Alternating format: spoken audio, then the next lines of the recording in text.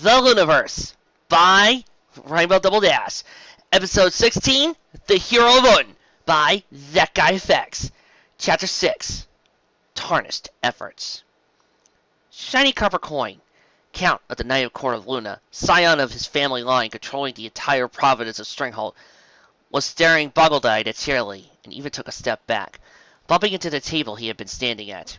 Cheerilee was still smiling, but it faltered a bit as he noticed Shiny's confusion was being quickly replaced by a, "Wow, should a pony's face go through that much emotional change that quickly?" He looked like he couldn't decide whether to look happy, angry, sad, or scared. It would have been cute if he had any notion of what was causing him to do the emotional roulette routine.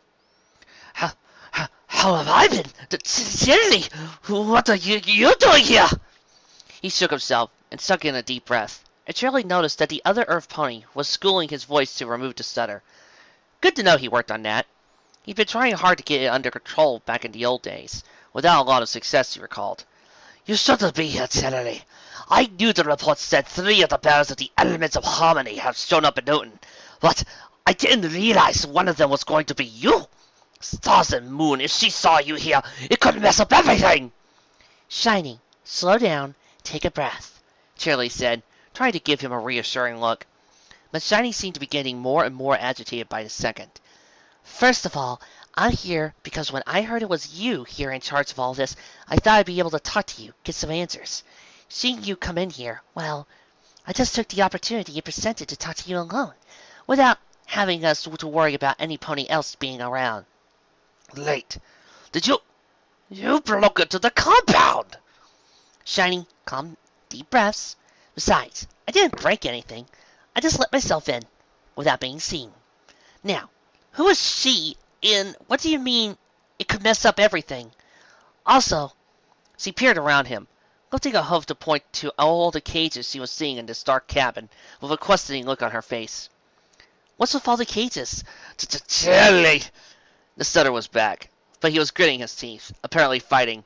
"That isn't any of your concern. You're not safe here. The Tarnished, if she sees you—" "Tarnished?" Cheerilee smiles back, temporarily forgetting about the cages.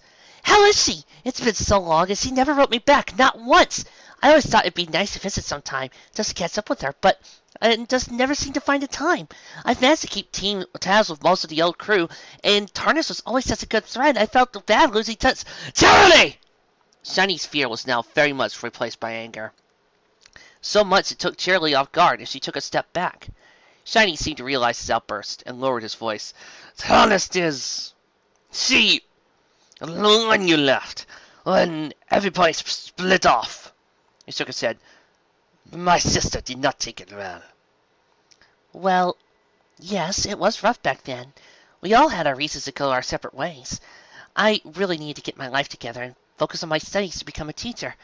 I do recall that Tarnished was the most vocal about us not breaking up the group. Still, didn't she have plans to start up that veterinary school in Manhattan?" "No. Those were our parents' plans for her. So sure, she was good with animals, but Tarnished never wanted those days running around with you and the guy to end. You guys were everything to her. Every pony was leaving and going her own way. Cheerilee, it hit her hard. She ran away from the estate." "She did what? But you managed to find her, right?" asked Cheerilee, honestly surprised. Her memories of Shiny's little sister were fond ones for her. Tarnished had been the last addition to the crew she won with in her youth, the young and sensitive noble mare who got caught up in one crazy gang of ponies' antics and got swept up into their lifestyle. She had gotten into the adrenaline rush of those days, more so than even Cheerilee had, as if trying to make up for the control and boredom of her life as a noble. She hadn't been happy about the gang breaking up, or Cheerilee's decision to start hitting the books to become a teacher. There had been words, heated ones. Cheerilee had thought Tarnished at least had understood why Cheerilee had wanted to settle down. Granted, she did recall that Tarnished could be quite emotional, tended to overreact. Now that she thought about it, Cheerilee could imagine Tarnished throwing a bit of a fit and running away from home for a time. But the Carpocoin family should have been able to find her. Shiny was shaking his head. "We didn't. She certainly learned well from her time with you, because she honest and our best efforts failed for a long time to turn up anything more than rumors and fake leaks. Then finally, last year we managed to find a solid evidence of her whereabouts. That means... Cheerilee's eyes slowly widened as he moved to place a hoof on Shiny's shoulder, but he backed away from her as she let her hoof drop. Oh, Shiny, I'm so sorry. She's been missing that long? I know you two were close.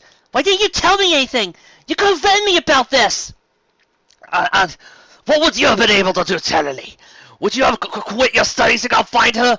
Of course! She's a friend. If she had gone missing, I would have happily turned Equestria upside down to find her.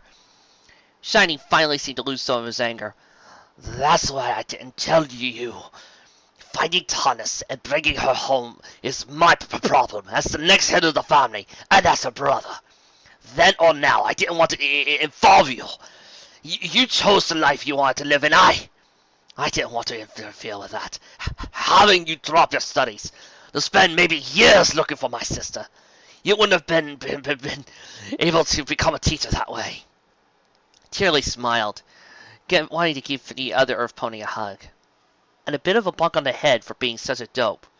It's not like there was a time limit on her becoming a teacher. She would have gladly put aside the time to help him find Tarnished years ago.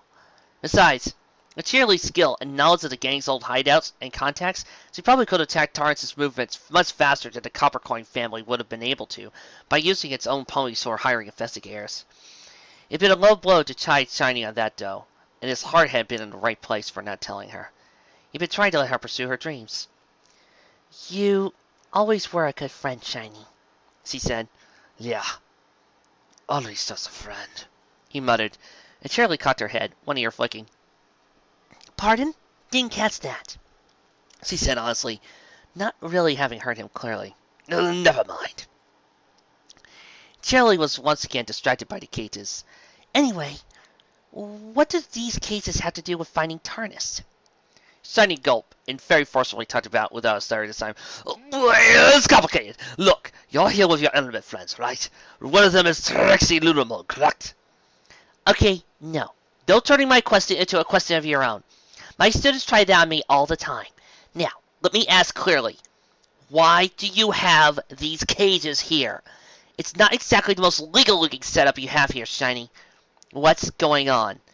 Cheerilee, please, don't.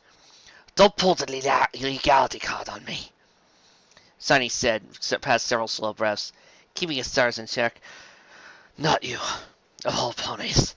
The reasons are there. The cages are there for a reason. And it's a reason you, quite frankly, don't need to know. I have a lot on my plate right now. Most important of which, right now, is capturing Tarnished while the chance remains to do so. So Tarnished is here? Wait, capture? What do you mean, capture? Shiny looked away from her son in intense glare. Yes, she is here. Or rather, she's hiding out somewhere at South of the Three. We've already had one encounter with her, but she, attacked by guards, and escaped. We haven't been able to track her since, but I have a plan to draw her back out into the open. Cheerilee's eyes widened. You're joking. Cheerilee shook her head in shock. You're not joking. Why would she do that? Attack other ponies! Shiny ran a hoof over his mane. Its features pained, his stutter creeping back into his voice. Are you starting to understand why I don't want you here? You shouldn't be involved in this, Cheerilee. Last year we have reason to believe Tarnished was involved in the attack on the Huffington Lumberguild's camp and the discreet destruction of their dam. That same incident your friend Trixie was mixed up in, if my reports are accurate. My family's magic specialist found traces of Tarnished magics in the aftermath of that mess. What were they doing here investigating in the first place? Cheerilee asked, still trying to wrap her head around the idea of Tarnished doing such things. It didn't mess with the memory Cheerilee had of the demure and sensitive young noble-mare. Shiny looked seemingly embarrassed as he said, The Coppercoins, admittedly, wouldn't pay very close attention to what was happening in the area. It's at the very furthest border of our holdings, and we never considered it a region of any importance. But when we found out a guild from Huffington had set up shop on our land without proper permits, well, it was our duty to investigate the matter.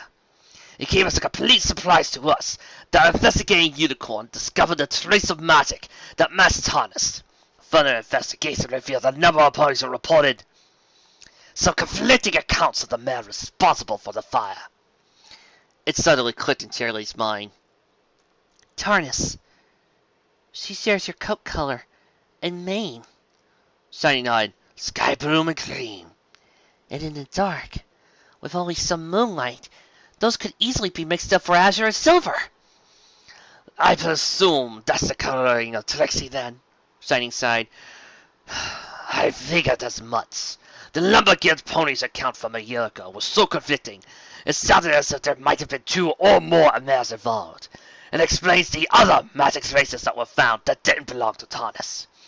I still don't know what exactly happened that night, and Tarnus could have caused the fire, but there were other things that could have been the cause as well.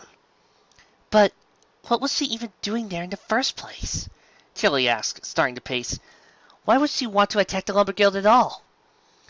Well, not so I see to it, but have suspicions. Look, Tarnus isn't stable mentally. If she saw you here in Oaton, there's no telling how she'll react. With you and your element friends snooping into this affair, I can't guarantee. He seemed to have difficulty saying, but forced it out. Your safety. Cheerilee shook her head, not quite sure what to make of this. I don't understand. Tarnus wouldn't have done anything to harm any pony. It just isn't in her. You can't be serious when it's become so unstable that she's a danger. How can you be so sure? Our second day here, overseeing the Lumber Guild. The camp was attacked by that basilisk.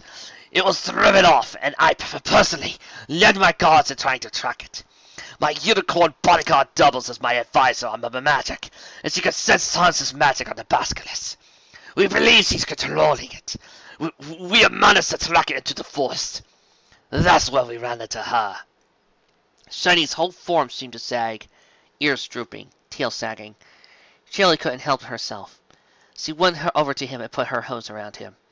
This time, he didn't move away. He just spoke into a soft whisper into her shoulder. She's changed so much. She was completely irrational. I'm not even sure she understands what she's doing. And the moment I mentioned your name, hoping that the prospect of your visiting you might calm her down, she reacted badly. Her magic was strong too. Stronger than it ever was when she was with you. We couldn't catch her, so I sent for more of my house guard, and planning on catching her in a trap. The cages are part of that plan, among other things. Strafe seemed to bleed back into his voice as he looked at her, and he seemed to compose himself, slowly pushing her away. Cheerilee could see the way he slowly put on his noble mantle, straightening his posture, calming his features, taking on a mask of authority. And you do not need to be involved. You are the elements of harmony. It will only aggravate Tarnus, if she hasn't already spotted you. You need to leave, now. The last thing I need to worry about is protecting you while trying to catch my sister without hurting her. His expression darker, and his stutter completely gone under a tone of dead seriousness. And I cannot afford for this matter to be made public. I don't know what kind of game your friend Trixie is playing at with this inspection, but I shall not allow this information to get back to the Night Court. There's no telling what would happen to Tarnus if she was taken in by the authorities. I might never see her again if they stuck her in some mental hospital, or worse, just jailed her. The only reason why I'm telling you any of this is because I know you well enough to understand you wouldn't leave without some manner of answers, and I'm trusting you to keep this information to yourself. So I'm asking you to trust me in return, Cheerilee, and confess your friends to leave with you and not return. You have my word, I'll inform you once I've taken Tarnus back home and gotten her some help. Cheerilee was silent for a moment, digesting things.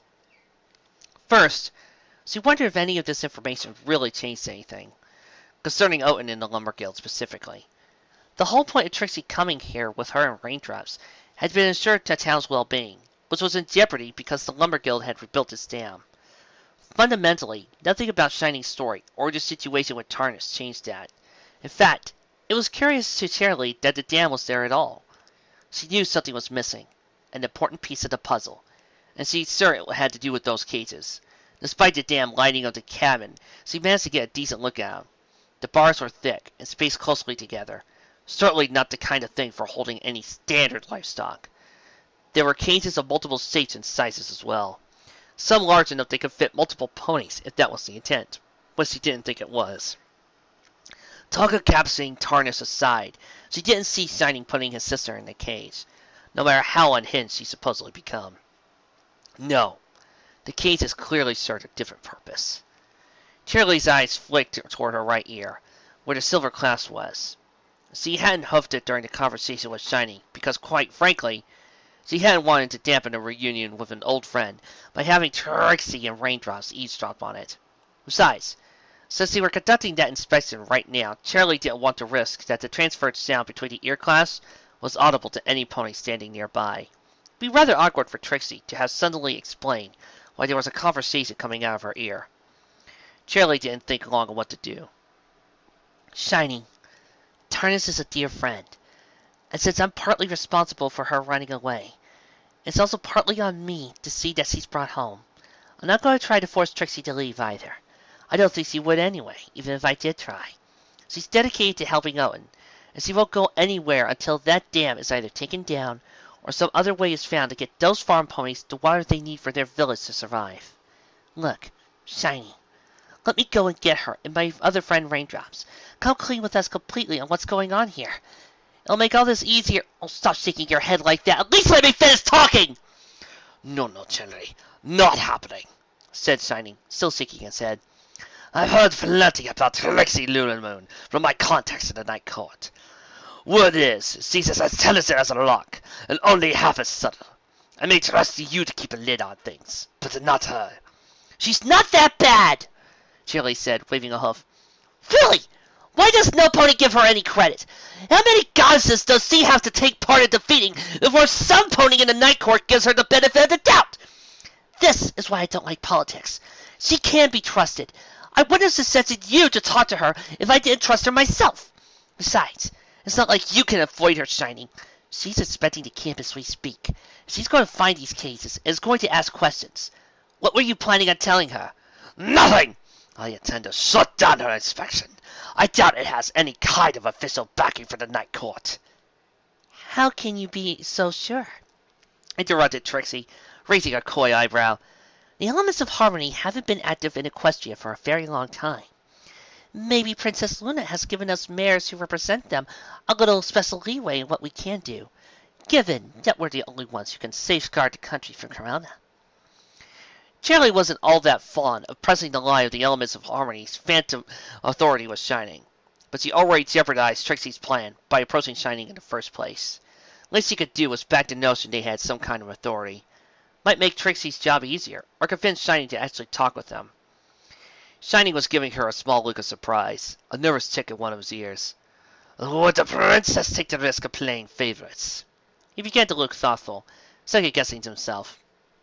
But then, you're right that the elements of harmony really are the only weapon against Corona. Blast!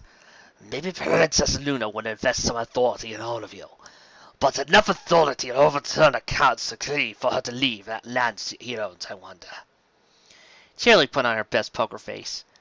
Wasn't half bad, despite how long it had been since she'd done anything with cards other than play fun and educational games with her class. The only way you'd be able to find out for sure, Shiny, would be to write to Princess herself and confirm it. In the meantime, Trixie and Raindrops will still be inspecting the camp. Shiny, please, just trust me. Come clean. We can even help. Trixie's an excellent illusionist. She might even be able to catch Tarnish. For a second, Shiny looked as if he was convinced, biting his lower lip and eyes wavering. Cheerilee sighed as she saw him finally shake his head once more, though. I'm sorry, Cheerilee, but I can't risk it. Not when my sister's well-being is on the line. The only pony I can trust to deal with this matter is myself. I have things in hoof. Well in hoof. Yes, the plan will work. I have to. And I'm not can't be having you or your Trixie or Sheath or any pony interfering. If you do not leave with your friends, I'll... Cheerilee gave him a look. Or more precise, the look. The look he gave when some pony was about to do something not smart, and she wanted them to know in uncertain terms just how not smart it was. She was still sympathetic toward him. He was her friend, was her oldest, and it was clear he was under a lot of stress, as he appreciated his position and the situation with Tarnis. But Cheerilee was not a mare that tolerated threats toward her, or her friends, and it was sounding like he was about to make one. Something in her eyes might have clued Shining to the shift of mood, because he stiffened, trailing off for a moment before he finally finished his sentence with, "Ask you all to politely reconsider?" "My lord," a female voice suddenly said from the door, "that mare Trixie has arrived, and Sawdust is taking her around the camp." Cheerilee was looking over her shoulder at the same rust-colored unicorn who had met them in Oaton, who was giving Cheerilee and Shining a slightly boggled-eyed stare. The unicorn snapped out of her daze quickly, and with a glow of white magic surrounding her horn, she telekinetically drew the short sword buckled to her side. "Back away from the count! How did you get here?" Cheerilee turned to face the unicorn mare, tensing her body to move quickly if need be, but otherwise had a calm expression. Shining was the one to speak up first, stepping next to Cheerilee. "You may stay down, Cut and Dry. The rest mare was just leaving." "She was?" asked Cut and Dry, still holding her sword in her magic, poised to strike. "I was?" Shiny gave her a look. Cheerilee was impressed. It was a good approximation of her own look. Shining had certainly grown from being the shy young noble she'd known back in the day. "Yes, you are. I won't demand you leave Oaton today, but I expect you three to be off my land within the next 48 hours. Do not attempt any further interference with this affair, Cheerilee. I'm asking you as a friend this time. Don't make me ask it as something other than a friend. Please." "Lord Capricorn?" Cut and Dry looked confused at Shining's tone and the way he was looking at Cheerilee. Cheerilee met Shining's eyes, seeing he was resolved to pursue this course. He wasn't going to cooperate, and she doubted he was going to give Trixie any easy time of an expression. She pressed him further now. He probably ordered his guards to have them thrown out. Even Cheerilee felt confident in winning such a brawl. It ultimately wouldn't help. Besides, she'd gotten far more information than she thought she would when she snuck into this camp. Not the incriminating, hard evidence Trixie needed to oust the Lumber Guild and protect Oaton, but certainly something that might give them a new direction to investigate. Might also put Trixie's mind at ease a bit, knowing the fire at the dam might not have been her doing. "All right, I'm going," she said. "Just remember, Shining, that offer of cooperating is still open. Anytime you feel like coming clean with us in full, I'll be ready to listen and help any way I can." As he walked past Cut and Dry, the unicorn gave Cheerilee a wary look, not sheathing her sword. Cheerilee smiled at the guard's mare and tipped an invisible cap to her, saying softly, so only Cut and Dry could hear, "Keep him safe." Once she was outside the cabin, it was an easy affair to begin sneaking her way back to the back entrance she used to enter. She could faintly hear Cut and Dry asking Shining something, but didn't catch his reply. But he sounded flustered. As she shouted her way back toward the back gate, she didn't go through it, but rather passed it by. She could remain unseen for as long as she paid attention to where she was going, and whatever she might have told Shining, there was still that large central building she wanted to check out. Cheerilee was not done searching for clues. She wondered idly as she crept her way around the other side of the camp, winding her way toward the north end of the camp, how Trixie and Raindrops were doing.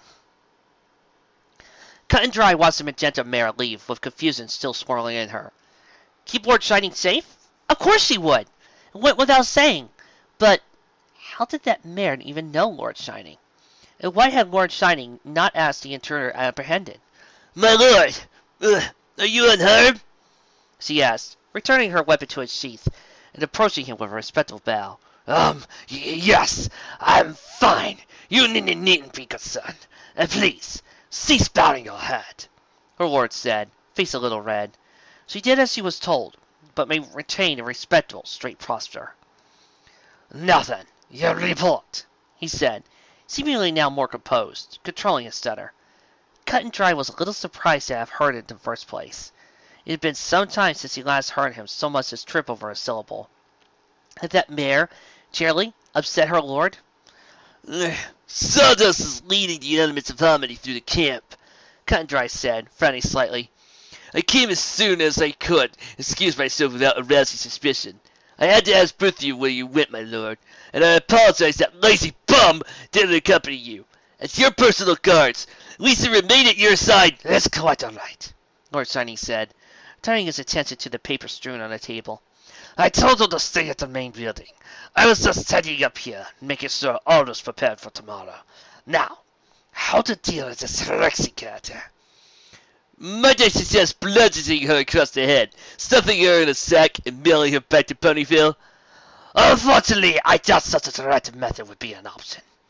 I'll keep your plan in mind, though. For now, let's see about putting this expected nonsense to an end. I assume you came here to fetch me. Let me guess. At Sawdust's behest? Cut and Dry glanced, rather perturbed that, in fact, Sawdust had asked her to go get Lord Shiny to speak with Trixie. One, because it so disrespected her lord to demand he come with them rather than vice versa. And two, because it meant Cut and Dry had to go find her lord, and hence wasn't spending time admiring the, wingspan! Yes, wingspan of that unathletic, yet adorable Pegasus mare, Raindrops. Your assumption is correct, my lord. Sawdust doesn't know his place. I could inform him that you are indisposed. You don't need to speak with that irritating unicorn mare anyway. That was true. But I suspect that I have to speak with her personally too, and press upon her the importance of leaving. Cut and Dry, I can trust you to remain loyal to me during this trying time. Her eyes widened, shocked at the question. Of course, my lord. You can always count on me. You have my loyalty. Lord Shining nodded, smiling slightly. I suppose I didn't have to ask. You've proven yourself more than up to any task I've given you, and followed my lead without question, despite the dubious nature of this plan I've cooked up. My lord, Cut and Dry said, briefly meeting his eyes before looking away. She never could quite bring herself to look him in the eye for long. Not because she was trying to hide anything, but because she never wanted to show anything but absolute respect for him. You gave me and my brother a second chance at life when we hit our lowest point. A little bending or outright breaking of the law is an inconsequential matter, and I like all you've given me. When she said that, her eyes flaked freshly backwards toward her flank. Her cutie mark was hidden by the armor she wore, but she could all feel the pair of outstretched white wings she knew were there. Still, in the event that things go poorly, I want you to understand I appreciate your loyalty. If, for whatever reason, the worst comes to pass and you find yourself no longer in my servants, my lord, stop, Cut and Dry said, raising a hoof, surprised at her own boldness at cutting him off. She had to take a second to compose herself, before she resumed what she wanted to say. There'll never be a time when I do not consider myself your loyal servant. That's... Shining said, stutter returning, but grit his teeth and scolded back to normal. That is now, but circumstances may occur when I no longer be able to retain your services. In that event, I have prepared instructions for you. A thank you of sorts for earlier years of service. Those instructions are in my office here at the camp, right next door. Follow them, and you and your brother should be set for a time, at least until you can find other work. A man of your talents should certainly be able to... Lord Shining! Cut and Dry couldn't believe her own audacity at interrupting her lord twice in a row, but she couldn't listen to this. There'll be no need for that. The plan will work. Your sister, your family step will all be taken care of. You have me at your command. Shining stared at her, then slowly shook his head in apparent wonderment. Well then, I shan't ask you questions again, Cut and Dry. Now then, shall we go see these elements of harmony? What can you tell me about them? As they strode out of the cabin, Cut and Dry looking firmly behind them, she said, The unicorn, Trixie Lulamoon, is a bragging, elegant, self-important jerk from what I've seen. Grating, but not dangerous. The Pegasus of the group is named Raindrops, and she, seems nice. Cut and Dry hoped her face wasn't reddening, but she felt the heat on her face. Far more intelligent and serious-minded than either of her companions, by all appearances. As for the third Mayor Cheerilee, well, if you don't mind saying, my lord, you seem to know her far better than I. Indeed, I won't hide it from you. I do know Cheerilee quite well, Shiny said as he looked around, as if expecting to see the mayor in question. He even glanced under the cabin, seemingly just in case. Perhaps too well. She is a very old friend, one I lost touch with, admittedly. Maybe I should have told her about Harness. Of all ponies outside the family, she deserved to know. Cut and Dry couldn't venture a comment. For all her loyalty to Lord Shining, she made it a point not to inquire too deeply in his personal affairs. She knew the basic details of the situation with Tarnist, but only enough to do her job and enact her part in his plan to bring his sister home.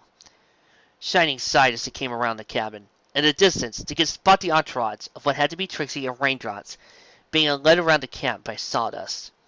Well, nothing for it now. Let us have a chat with the element of magic.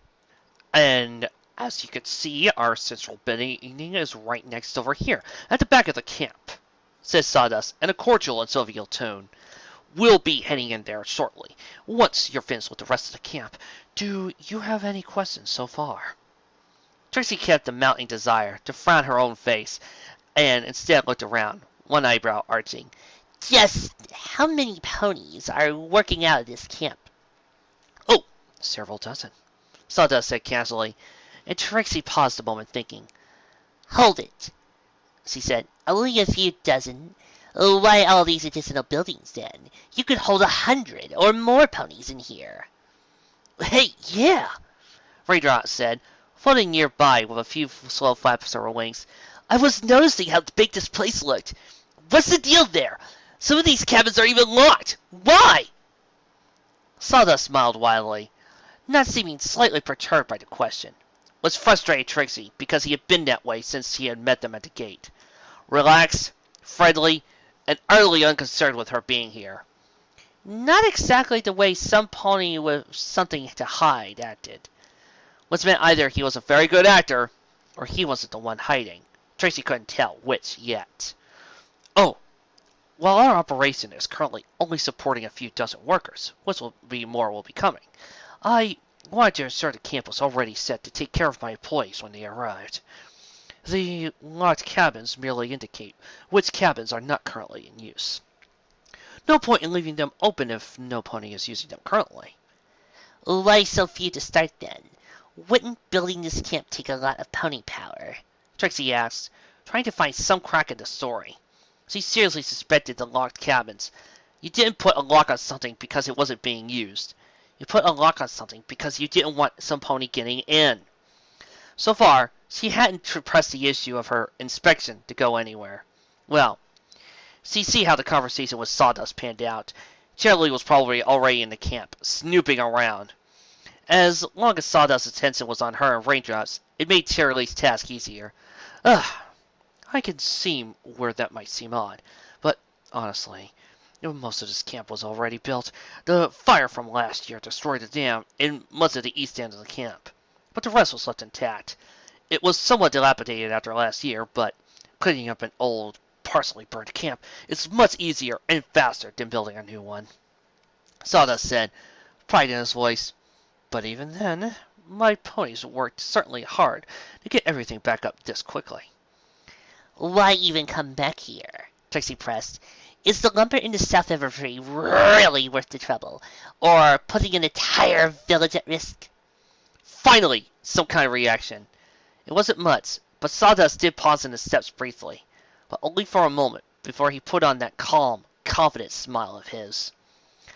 I'm afraid that the decision to resume lumber operations in this area was not entirely my own, Miss Trixie. You see, the Copper Coin family now owns a controlling share of the Hoofington Lumber Guild. Now it was Trixie's turn to pause in surprise, though it was Raindrops that spoke first. So, wait a sec. Are you saying you got no control over where your own guild goes? That you wouldn't be here if the Copper Coins didn't tell you to be? Not exactly, on both questions, Miss Raindrops. I still have final word on all operations my guild undertakes, at least by the letter of the law. However, copper coins can makes certain things difficult for the guild, were we not to follow suggested courses of action. Now, that said, were the choice entirely my own, I would still seriously consider continuing operations here. There is a great deal of untapped resources in this region that are ideal for developing a growing business. Now, I imagine your line of questioning is referring to the ethics of what is occurring to the unfortunate hamlet downstream from us. Oaton, I believe? Trixie snorted, getting more and more fed up with this pony. Don't act like you don't know the town's name. Oaton relies on that river to keep their farmland irrigated. You understand exactly what your lumber guild being here is doing. What's your justification for it? Please, Miss Trixie, no pony is more concerned than I am about the well-being of Owen. The ponies there were wronged by my father, and circumstances have unfortunately placed me in the same position. I have allowed some water, though, so the villagers of Owen do not suffer from thirst. But there is little more than I can do about the dam. It is by heavy suggestion of Lord Shiny Copper Coin that the river be redirected to Hoofington River itself, and that we transport the lumber over water. Were I to deny him, my entire guild would suffer for it. I'm sorry, but Oaton must accept things as they are. For the moment, at least. Trixie's head tilted, one ear flicking a partial curiosity and partial frustration. What was this pony's game? For the moment.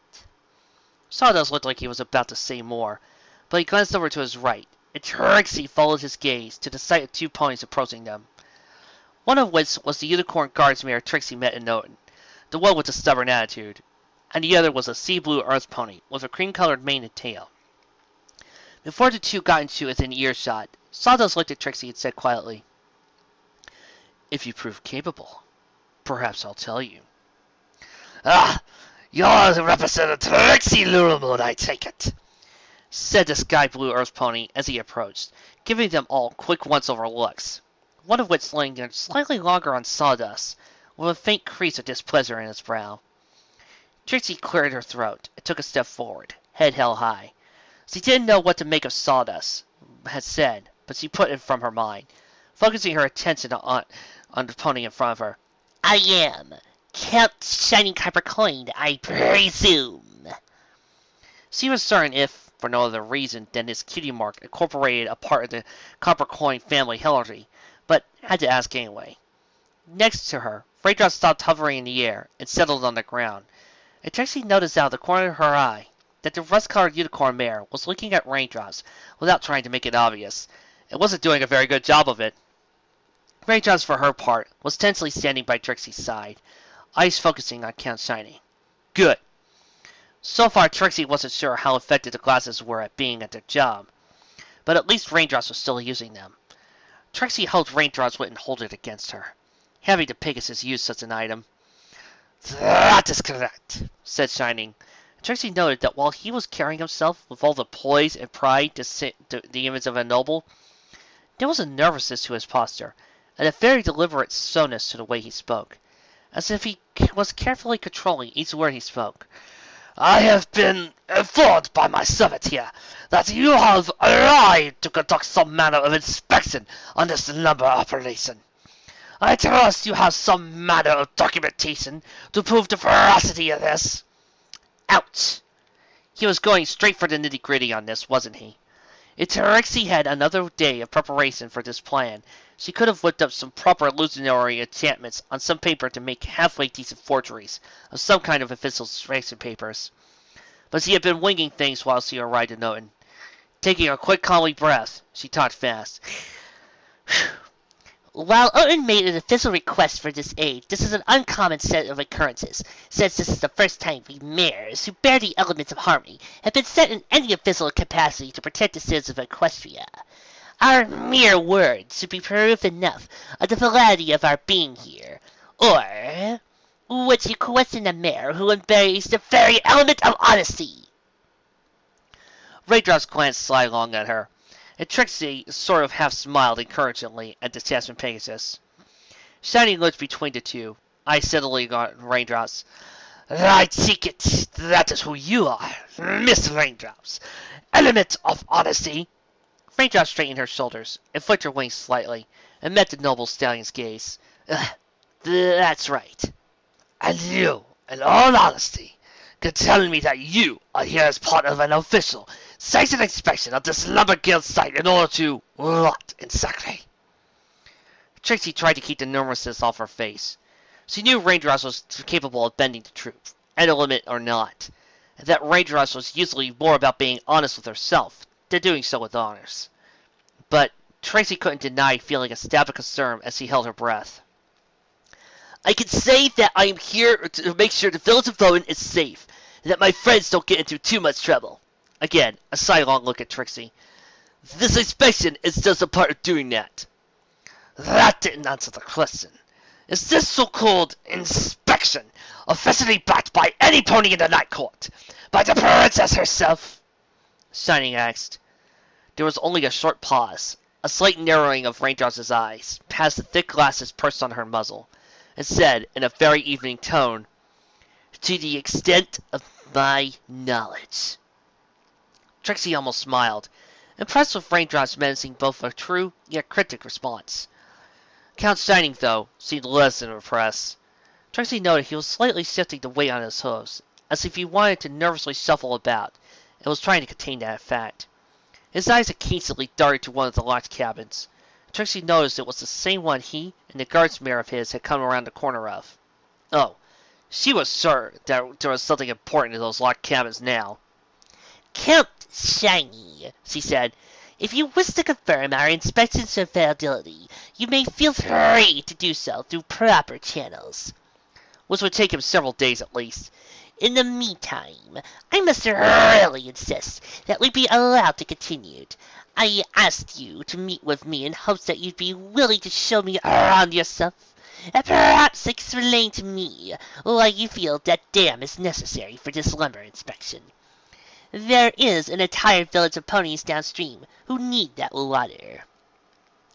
For an instant, there was a flash of anger in Shiny's dark blue eyes, but the look vanished almost as fast as it appeared. An entire village, by which you mean a small hamlet of little more than 30 or so ponies. The lumber operation here, once it reaches full steam, could supply enough bits to buy the whole worth of that hamlet several hundred times over. Trixie frowned. Several hundred times? Even a village as small as Oaton was worth more than that. What was he going on about? Lumber was that lucrative of an industry? Though, Trixie had to admit, she wasn't too knowledgeable on the subject. She needed to ask Cheerilee later. Because of that, I have made several offers to Mayor Chiefs and the ponies of that hamlet to purchase their land, wholesale from them, and even pay for their relocation to a new home deeper in my family's territory. Land that could use skilled and experienced farm ponies to work for it. I'd even pay them a proper wage for their labor, but every time I made the offer, it has been declined. Rather rudely, I might add, by Mayor Chiefs. Right. So you made them an offer, Raindrops said, frowning. So what? That doesn't give you any special right to ignore the situation. Their village still needs water to survive, and they're not getting enough. What are you using it for besides making it a little easier to transport lumber? Hey, tell her to speak to Lord Shiny with some respect, the guard's mirror said.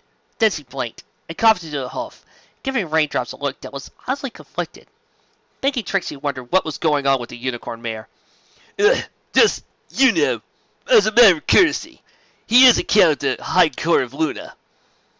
It's all right, cut and dry, said Shiny. It's clear these mares are fiery incest toward the well-being of that hamlet. Look, Miss Raindrops, I don't know what else to tell you. The Hoofington Lumber Guild is now a critical part of the Coppercoin's financial interests, and I can't put my family's well-being, and by extension, the well-being of my entire province in jeopardy, just because one hamlet of 30 ponies is being stubborn. I've done all I can in making them an offer to take care of them, which has been declined multiple times. I don't see what this inspection of yours is meant to do other than waste my time and the time of the Lumber Guild. What do you expect to find? Perhaps nothing. Perhaps everything, Trixie said, intentionally keeping things cryptic. We don't know what we're seeking to find until we've found it, but it will certainly be sought. By me, Oaton's rights and well-being will be protected. Their well-being would be best served by accepting my offer, said Shining. If they want to stay on their land, then no pony will be allowed to force them off it! Trixie replied, sounding confident, though a part of her, if she were being honest herself, was a little conflicted. On one hoof, she was pretty entrenched in the notion she had to save Oaton, though how much of the reason for that was satisfying her self-image, and how much of it was genuinely wanting to help the ponies of Oaton, she wasn't sure. On the other hoof, the practical side of her sort was seeing how Lord Shining was being relatively fair and offering the villages of Oaton a chance to relocate, at his own expense no less. It's not their land, strictly speaking now, is it? Said Shining. It's always belonged to the copper coins. We just haven't paid it much mind. If one wanted to get into the gritty letter of law, Oaton probably owes enough back taxes to foreclose the entire hamlet several times over. But here's the funny thing I imagine you didn't know. Oaton, as a village, doesn't exist in any logs or records.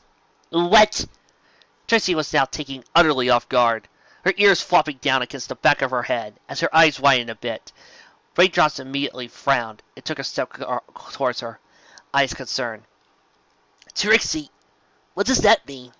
It means, Lord Shining said, Oaton was never registered in any municipal records. Officially, it doesn't exist. Never has. It also means, Trixie said, with a small shake of her head, that Oaton couldn't have... She trailed off, not wanting to finish that sentence. Couldn't have what? Raindrops asked, raising a hoof in question. Couldn't have officially registered for any kind of inspection at all, or even basic aid, said Lord Shining. To Trixie's surprise, though, his tone was now confident. There wasn't a smile on his face. In fact, the sky-blue earth pony didn't look any more pleased than she did. Just hard, resolved to the situation. I'm afraid, Miss Trixie Lulamoon, that if you are here by any kind of official capacity, then it is an error of the law. Oaton cannot request official aid because of its non-status. By extension, this land is free for my family to do with it as it wishes. Even if you did complete this inspection of yours, what good would it do? Trixie was still trying to process this. Why hadn't she said anything? Or did he even know? Certainly wouldn't be the first time in Equestria's history a group of ponies settled in somewhere remote and just never filed the paperwork to register their existence as a settlement. Usually, there were parts of the Night Court that functioned alongside Equestria's courier and exploration guilds and companies to ensure any such settlements were found and properly registered. But occasionally, a settlement would slip through the cracks. Oaton was just remote enough that it wasn't inconceivable for it to have been such a settlement. But still, with Bridalsville being a much larger settlement nearby, practically a day's walking distance, shouldn't Oaton been a shoo-in to be registered at some point in time? There was a train way station right next to it, for pony's sake! It didn't make sense. Was he missing something? Or was it just bad luck? Either way, she had to press on. This wasn't over yet. Well, she said, forcing herself to sound calm and unperturbed by events. Though, anything but that was true, and it was an effort to keep her face passive. Be that as it may, I still fully intend to finish what I started here. I'm certain that, regardless of Oaton's status on paper, the fact that real living, breathing ponies call their hamlet home means more to Princess Luna than a few scribbles on a scroll in some archive. If you doubt that, feel free to ask her yourself. As her personal apprentice, why, I could probably put you in touch with her rather quickly. Bluff, bluff, bluff, the confident noble. Trixie had zero intention of calling in Princess Luna on this, and in fact, rather hoped she never caught wind of any of this. So she realized there was an ice cube's chance on the surface of the sun of that occurring. But Lord Shining didn't have to know that. Immediately, though, it was a little like suckling on sour grapes, falling back to the old "I'm the princess's apprentice" routine. In the past, It was thus heard bragging to every pony around Canterlot. Now, it was a tactic to try and put pressure on Shiny. It seemed to work, somewhat. Lord Shiny coughed, nervousness well hidden, but still there for Trixie's keen eye to pick up on, as he said, "I am aware of your relationship with the princess. I do not doubt how much Her Highness cares for her little ponies. However, she may agree with me that the needs of the province as a whole outweigh the needs of a single group. I am not removing the Lumber Guild from this area, Trixie Lulamoon. If you persist in bastarding this operation, I'm afraid I may have to resort to force you to remove from these premises. Indeed, I'm giving you a 48-hour deadline to be gone from this area." Trixie grit her teeth behind closely closed lips, not willing to give it up yet. You can't just throw us out.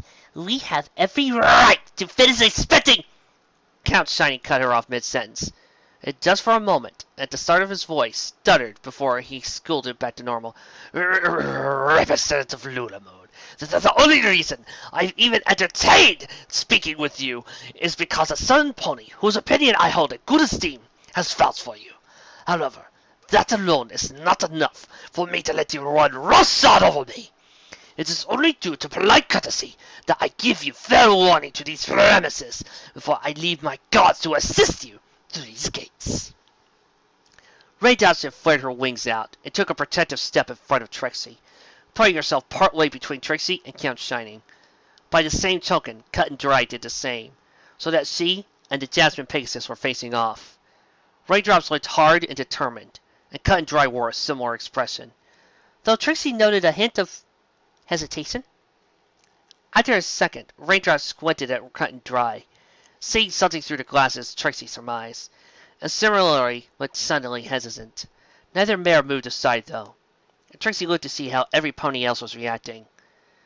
There weren't many ponies from the Lumber Guild in the camp, and what few there were looking at them curiously, except for Sawdust.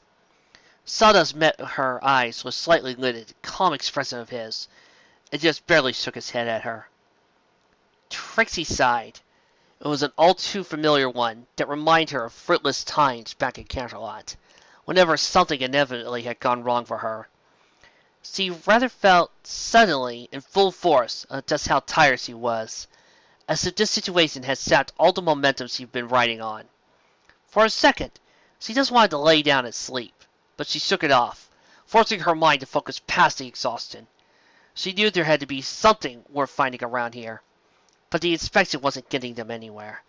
She had to try a more extreme measures later tonight, pending what Cheerilee may have found. She fixed Count Shiny with a confident stare that she could manage, holding her head held high. Very well. If you insist on being difficult, I and my friend will leave, for now. But this is far from over, Count Shiny. Oaton will have its water back, even if I have to go to Canterlot itself to register them as a settlement! It was an empty promise, for the most part, given that it takes days to do that kind of paperwork, sort of a serious noble in the night court pulling strings. And even if Oaton was registered, that wouldn't change as their land was still technically owned by the copper coins. But he had to say something. "Do whatever you feel you need to have to," Count Shiny said, turning away from her. "As shall I. Cut and Dry. Escort these mares to the gate, if you would. Sawdust, come with me. You and I have matters to discuss."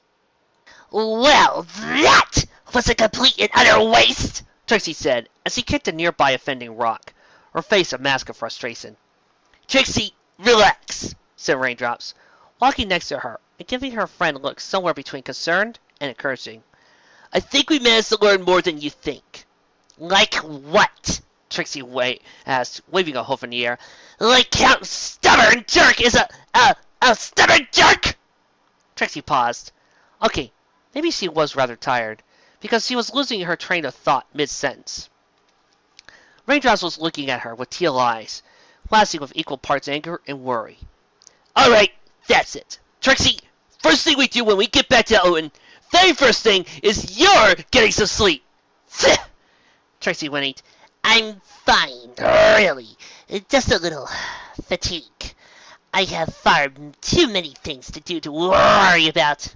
She trailed off. Has he really been just to say she didn't have time for sleep? Sleep! One of her favorite things in the whole wide world? Well, yes. Yes, he was. Normally, Trixie thoroughly enjoyed the lifelong quest of avoiding hard work and finding any proper opportunity to take a load off. But something had changed. She didn't know if it was something that had been happening since he arrived in Ponyville. She was still normally pretty lazy, except when her friends needed help, and when Ponyville needed saving. She was starting to notice a bizarre, uncharacteristic sense of responsibility to the town she was representative of. But in this case, it wasn't Ponyville in danger, but a far smaller, more remote hamlet. That wasn't the point, though. The point was that she'd been asked to come here, and asked to take on the role of the town's hero. It made her feel needed, and in response, she was readily willing to push on despite the fatigue of her body. Wasn't that what a hero was supposed to do? Push on no matter how hard things got? She shook her head, trying to clear her mind, which was feeling rather caught in stuff. She collected herself and met Raindrops' hurt stare. I'll be alright, Raindrops. When we meet back up with Cheerilee, we'll go back to Oaton and work out a new plan, depending on what she's found. Also, still need to finish studying that spell to reverse Basculet's stone. Thingy. She shook her head. No, that letting tiredness affect her. Never liked learning spells from books. Not natural. Raindrops had a look on her face that wasn't quite the "I'm about to hit you" look Trixie had seen before. But the Pegasus seemed about ready to jump Trixie and drag her into a bed and throw her in it, and, if needed, pummel Trixie into sleep unconsciousness. Instead of doing that, though, Raindrops hung her head slightly, heaving out a heavy sigh, and kept walking alongside Trixie until they got in a fair distance from the lumber camp. So, where were we supposed to meet up with Cheerilee anyway? Raindrops asked. Trixie paused, tilted her head, and put a hoof to her face. I don't think we even decided that before splitting up. Well, okay.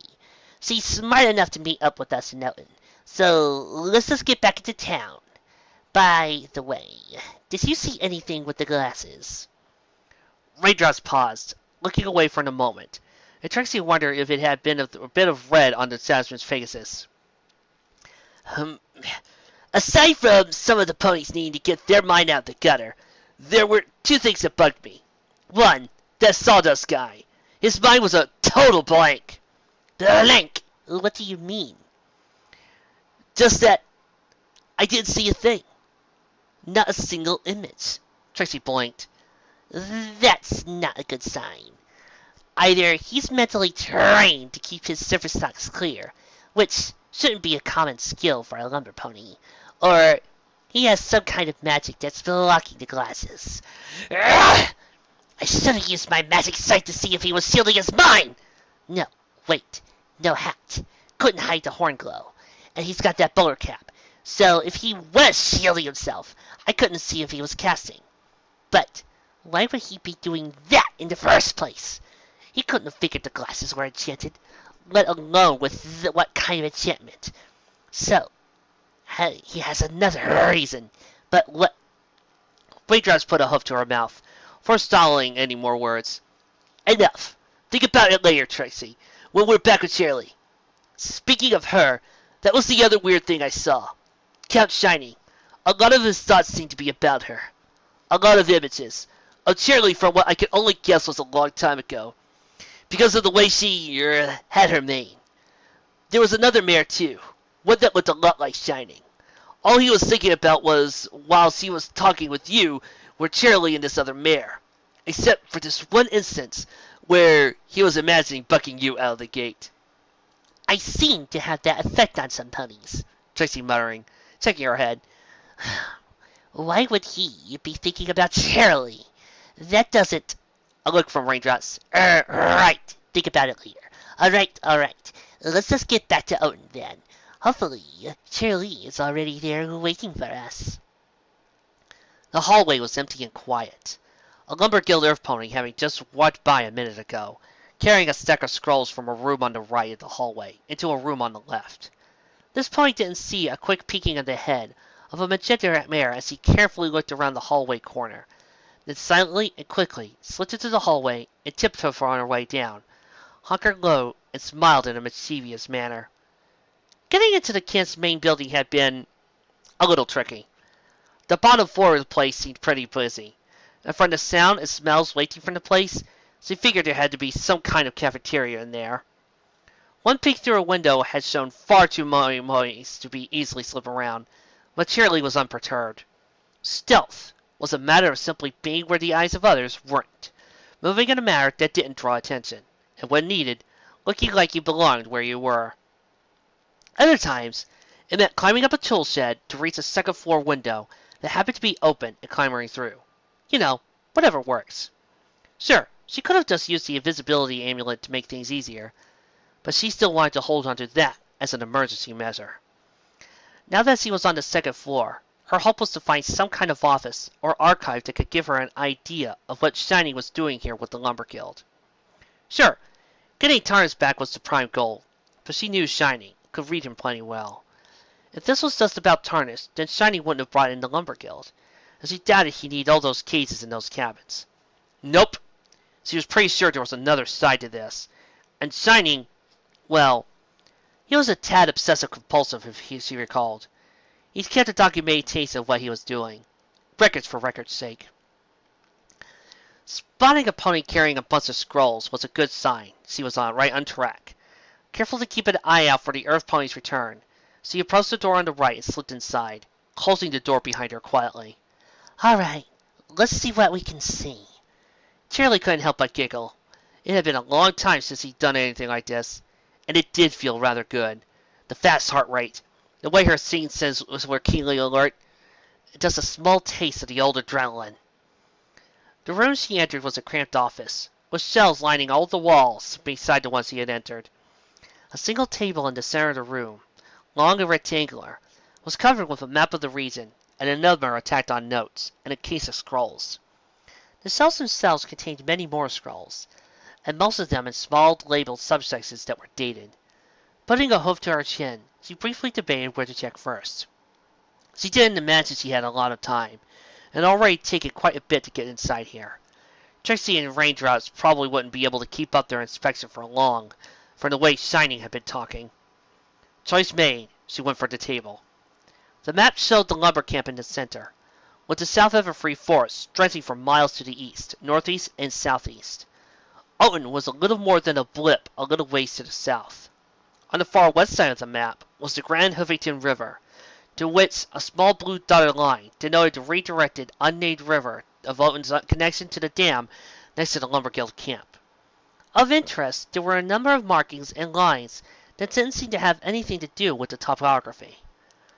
A red dotted line marched its way through the northeast edge of the forest, stopping at a point that lay by the Lumber Guild's actual lumber yard.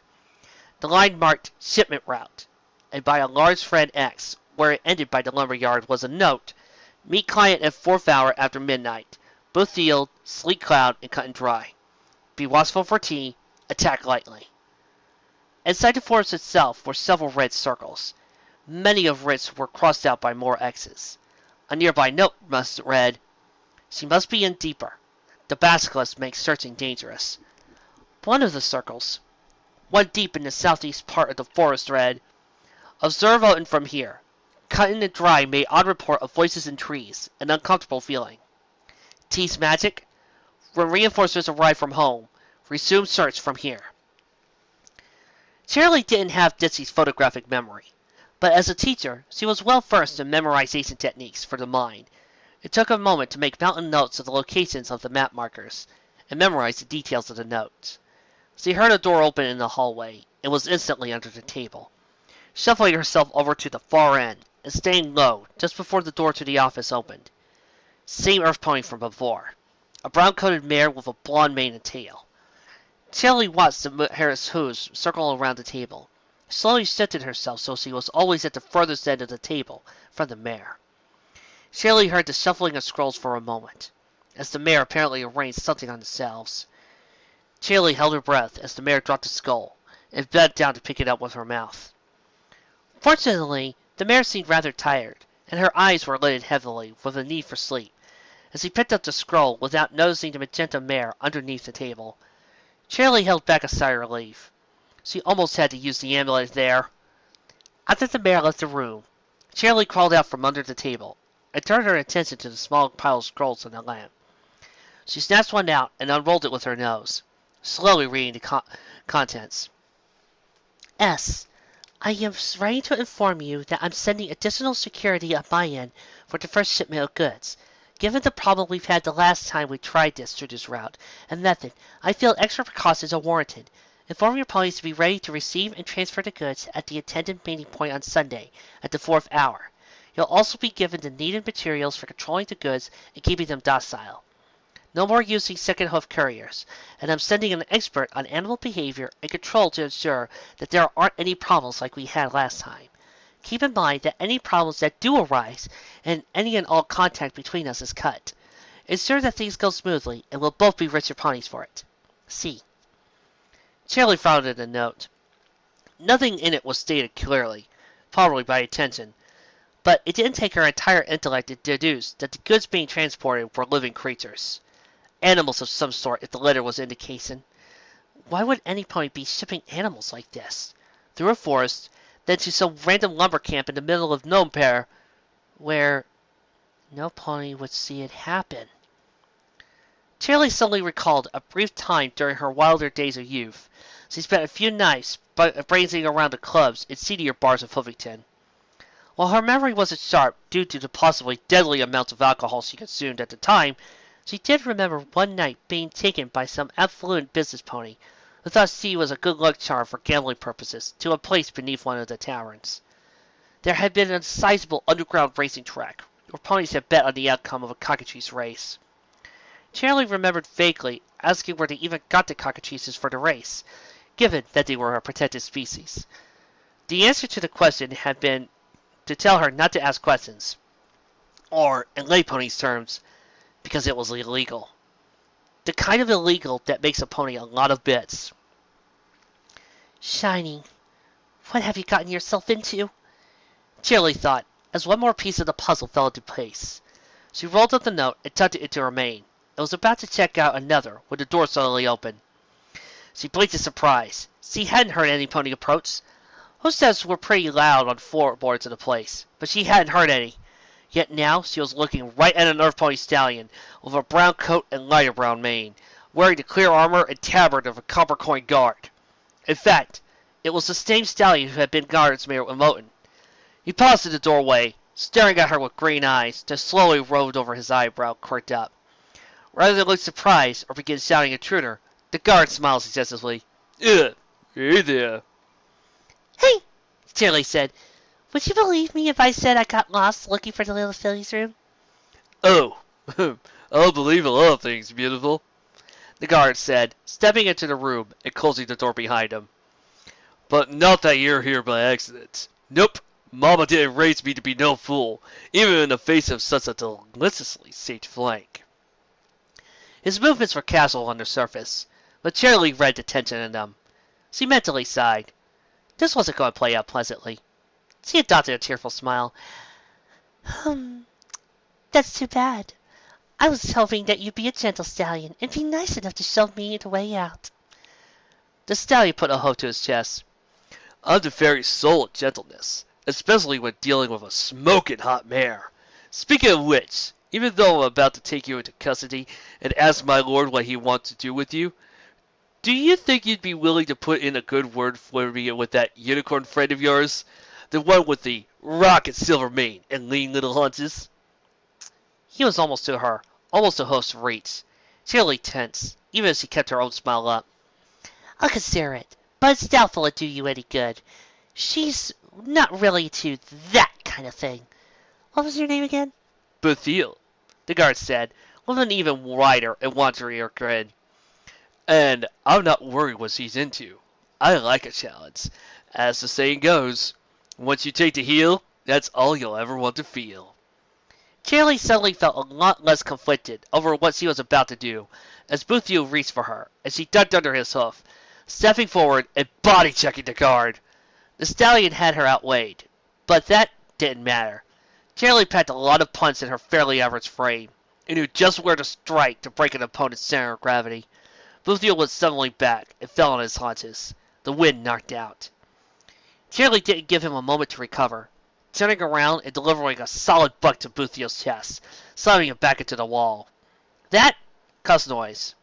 She imagined she had a minute at most before Pony started to come see what was happening.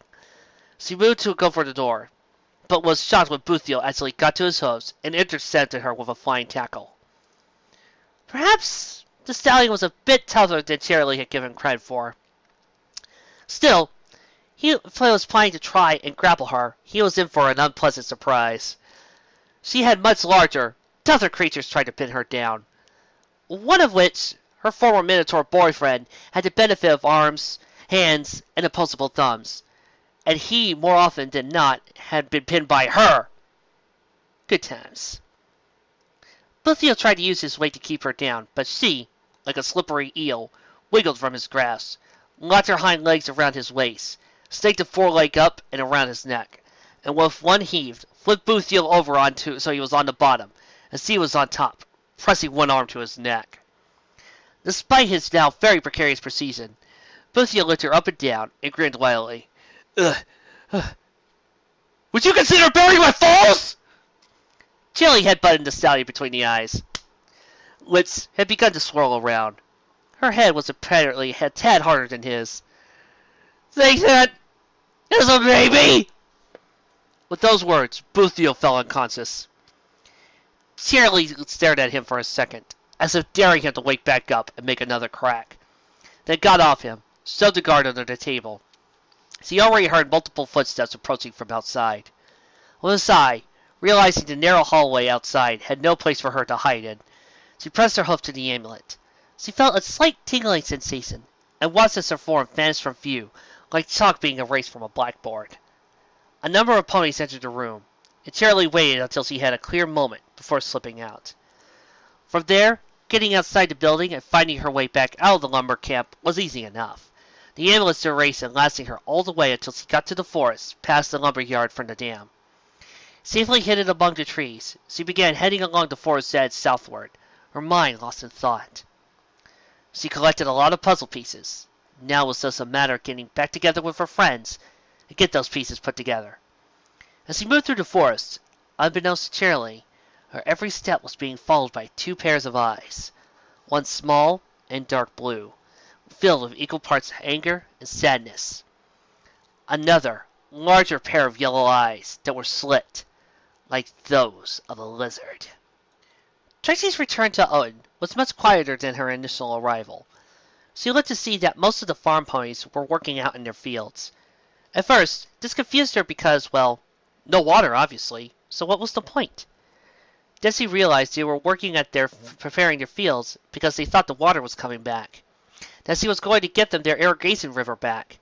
And soon she gulped, suddenly a lot less relaxed. How were they going to take, well, her lackluster first go at the lumber guild? As she and Raindrops entered Oaton proper, she spotted Mayor's chief leaving a house on the south end of town. Spying her, the mayor trotted over to them. "Mayor chief," she said, nodding her head. He gave her a quick look once over, then turned his head to Raindrops. "Well, don't see any columns of smoke in the distance, so I can only guess there was a lot less burning down things the last time. What happened?" Raindrops looked at Trixie, who coughed nervously before saying, "Less fire, yes. But through a little inspection and some discourse, we managed to learn a lot. Many things, many clues. There's certainly something fishy going on in that camp." "You had no idea at all what's going on there, or how to get rid of them, do you?" Deadpan Chief. "Not at all. I just need to confirm some things with my friends and put the pieces of the puzzle together, as it were. By the way, have you seen Cheerilee?" She's nodded his head down the road. "That's her right there, ain't it?" Trixie and Raindrops both turned their heads to see the element of laughter cantering down the road, looking behind her with squinting eyes. Trixie wondered why she and Raindrops hadn't seen Cheerilee, as he had been that close behind them. As Cheerilee got to them, she smiled at Trixie and Raindrops, wiping her brow with a hoof. They gave Trixie a mock salute, face a mask of pretend seriousness. Operative Cheerilee reporting a mildly and mostly successful mission. I've acquired critical intel on enemy movements and motives. When every pony just stared at Cheerilee, Sus sighed and lowered her hoof. Too much. Trixie shrugged. So, what did you find? And what do you mean by mostly successful? Ladies, why don't we take this conversation inside? Said Sheev, gesturing with his head at the fields, where ponies were starting to return from their work. Trixie did know it was getting into the evening, the sun starting its descent toward the horizon.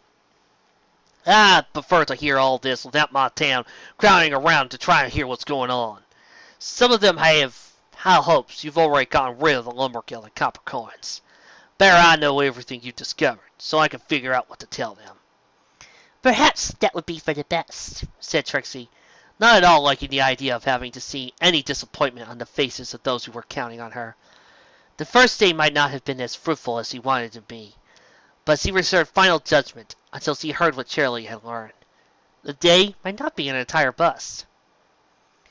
Trixie was struggling with every hoof step now to get down the hallway. She had been on her hose for most of the day, and her muscles were not being gentle and reminding her that she was flesh and blood. Raindrops hadn't been all that gentle about it either. Trixie was only heading toward the guest room of Chief's house, because Raindrops and Cheerilee had promised they'd both drag her to bed, and tie her to it if she didn't call it a night. Trixie thought that was rather unfair, given that those two other mares were going to be staying up for a little while longer to try to work out a plan of action.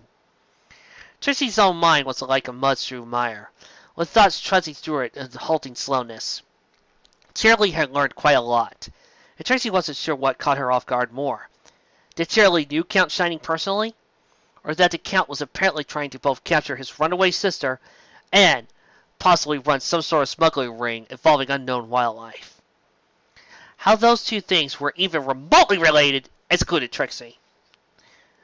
On the plus side, it was possible she wasn't directly responsible for the fires burning down the dam last year. As Cheerilee had pointed out, this tarnished mare bore similar coloring to her own. It was also a boon that they had at least some evidence of the copper coins pulling something illegal. The note Cheerilee had found, unfortunately, didn't actually name any names. As evidence, it was next to useless. But Trixie felt encouraged. Between the note and markings on the map Cheerilee had seen, they knew there was a shipment coming through the forest at 4 in the morning. As he went to sleep now, she could get plenty of sleep before the 4th hour. The plan was to try to stake out this shipment and find out exactly what it was. It was a shame Cheerilee had to use the invisibility amulet, but at least she had gotten out of her lumber camp, and for the first part of this plan, Trixie could keep her friend's invisibility with her own magic. There was a small worry that the guard having seen Cheerilee would mean now Shining likely knew his office had been infiltrated. It would make him more wary. Then, there was this matter of Oaton's non-status as a settlement. She had avoided bringing it up with Sheaf for the moment, if only because the reason Sheaf never got this village registered wasn't an immediate issue until they managed to find some solid dirt on the copper coins or lumber guild. Talking with him about it was on her to-do list, though. Trixie was so mixed up on her thoughts, she barely saw Bushel before bumping into the filly. Bushel, shouldn't you be in bed? At this time of evening? The filly still had Trixie's hat on, and was shuffling nervously on her hooves, but was also buzzing with excitement. Oh, I just wanted to make sure you got your hat back. You said to hold on to it until you got back, and I've been taking real good care of it. Milkdrop wanted to use it to try to jump off the roof, but I told her no, because that's what magic hats are for, and Monster would yell at us anyway for playing on the roof again. Trixie was envious of the filly's energy, smiling softly and putting a hoof on Bushel's head. You did a good job there, my enthusiastic little filly. Why don't you hold on to it a little longer and return it when I've gotten your village all nice and safe? Okay. Wait, so it's not safe now? Well, it will be soon, Trixie said curiously. Me and my friends have a plan, and before the next day is out, I'm sure we'll have both the Lumber Guild and Copper Coins sorted out. Just be patient. Bushel seemed confused. The filly scrunching up her brow thought, Can't you just burn down the dam and tell all the bad ponies to leave us alone, or else you'll beat 'em up? Trixie, in a less fatigued state, probably could have thought of a quick way to put the filly's fears to rest. But, as it was, she was taken aback and desperately stretched her currently dulled mind for a way to explain things to the pony, who most wanted to see her as the hero from song. The bad ponies are, well, they're not always so bad that the hero can fight them directly. Last time, well, they sort of were. This time, the bad ponies are hiding themselves in what they're doing. The great and powerful Trixie is going to have to shine the light of justice into the gloom to root out the bad ponies and to make sure she's getting the right ones. Understand? It wasn't her best piece of fast talking. Bushel still looked a little confused, but she gave a little nod. Okay, you'll find the bad ponies, but they're hiding. Maybe I can help you look for them? You're already helping me plenty, said Trixie, by believing, and of course, protecting my hat. It's a really cool magic hat, Bushel said, putting a hoof on it with a smile. Now that was better. Trixie must prefer to see her audience smiling. Bushel went back to her room, which was apparently shared with her two siblings. Trixie caught a glimpse of Breadcrumb and Milkdrop sharing a bed, which Bushel also clambered into. Trixie breathed a light laugh. The sight brought memories of growing up in Nader Lanes and having to share a bed with her many cousins. Going to the guest bedroom, Trixie levitated off her cape and tossed it to the side, followed by her saddlebags. She paused, looking at the saddlebags, and briefly considered ignoring Raindrops and Cheerilee's warnings. She did have that petrification removal spell to study, after all. She heaved a sigh, knowing her friends would fulfill their threat if they found her still awake. Raindrops had promised to wake her in 5 hours. Enough time to get some rest, and still get to the spot where the shipment was to show up by the 4th hour. Trixie stretched her aching limbs, and flopped onto the guest room's only bed, only dully realizing that either she and her friends were going to have to either sleep in shifts, or somebody would have to make do with the floor. Too tired to care now. Trixie had only just closed her eyes, when a piercing roar from outside her room's window, and she snapped them back open. At first, she thought she imagined it, but a second later, another roar sounded, even closer. She barely stumbled off the bed, and reached the window in time to see what was causing the racket. Owen's homes were still mostly lit with the lights of the families that hadn't quite bedded down for the night. The night itself was clear and star-filled one, Luna's moon at 3/4 full and casting a dull, silvery glow over the village, making the 25-foot-long shadowy form of a basilisk stomping into town all the easier to see.